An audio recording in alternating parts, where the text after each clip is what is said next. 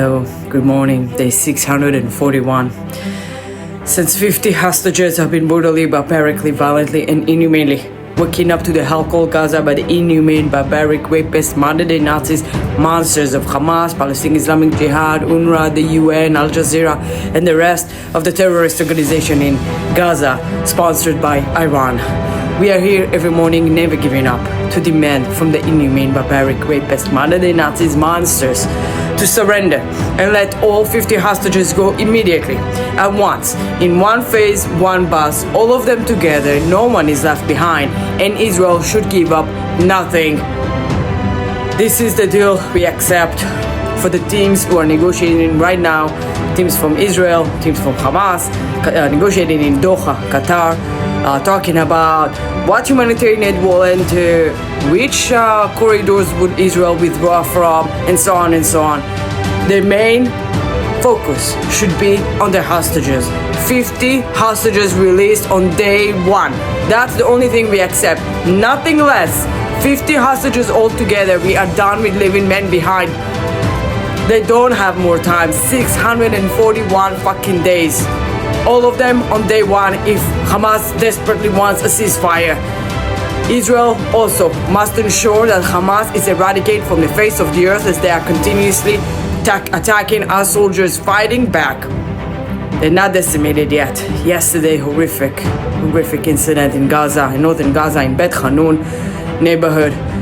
5 soldiers were killed by a side explosive device that was triggered when the troops are passing by. 2 explosive devices exploded. 5 soldiers were killed, were murdered. 2 critically injured, and I'm not sure how many moderate and how many lightly, but in total 14 soldiers were injured and evacuated to the hospital. Our hearts, thoughts, and prayers are with the families of the 5 fallen soldiers. May the rest in peace and the memory forever be a blessing. This neighborhood, Bet Hanun, only 3 kilometers from Sderot, very close to the towns in Israel. IDF have continuously conquered this area, cleared it out from terrorists, then moved on to the next neighborhood, only for the terrorists to come back. And with the very complicated tunnel system they have underneath this city, they are managing to kill more of our best soldiers who are there only to bring back our hostages and to ensure that Hamas will never be a threat to Israel ever again. We are done with the cycle of war, ceasefire. It's been going on for decades. The October 7 massacre, the most horrific massacre that Israel ever known, that was the line that was crossed. That's it. We no longer allow these barbaric monsters to continuously threaten to do October 7 again. We must ensure no more terrorists if we want to move forward. President Trump have met Prime Minister Bibi in the White House. I haven't watched everything because I'm not currently in my normal situation schedule. I'm in a vacation. I'm trying to keep up with everything to report to you. But a couple of highlights from this visit. They're talking about the journalist asking about 2-state solution, and Trump giving Bibi the opportunity to answer this question.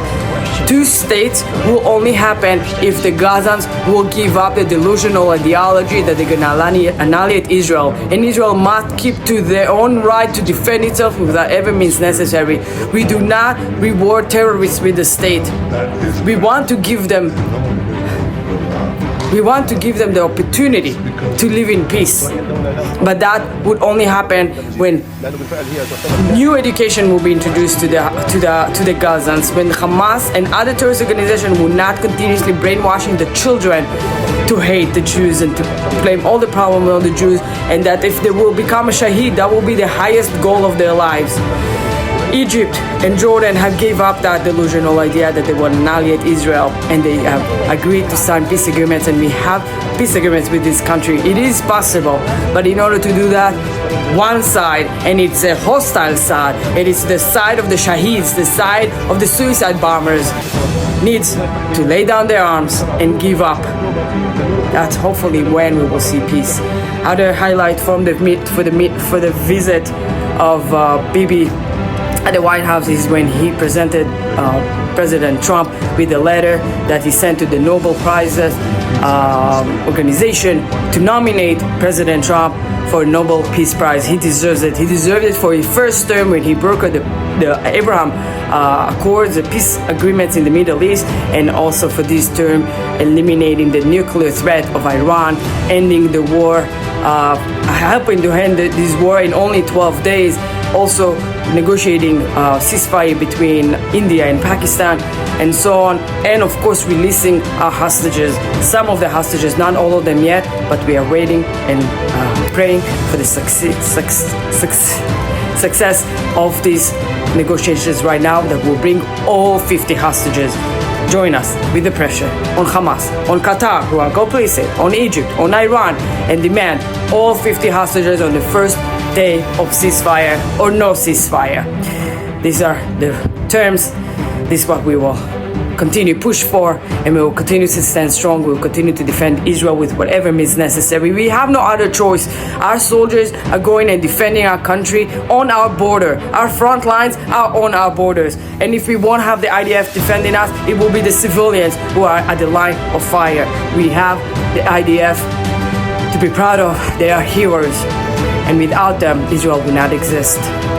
We continue to stand strong, and we'll continue to defend ourselves with whatever means necessary, and we don't care about bad image. We rather live, and we will continue living proudly between the Jordan River all the way to the Mediterranean Sea. Am Israel will always be.